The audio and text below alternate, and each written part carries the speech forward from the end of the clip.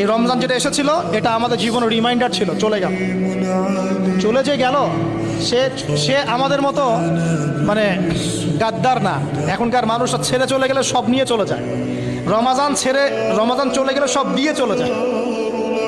কথা বুঝতে পারছেন? এখনকার মানুষরা যখন ছেড়ে চলে যায় কেউ কাউকে, তখন সব নিয়েই চলে যায়।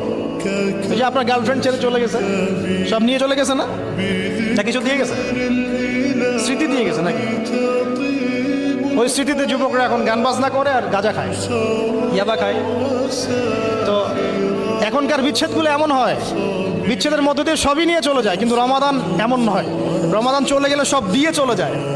যুবক ভাই আপনাকে বলছি, দেখেন এই রমাদানের শিক্ষাগুলাই জাস্ট যদি আমরা ধরে রাখতে পারি, সারা জীবন আমাদের জীবনের কিচ্ছু লাগবে না।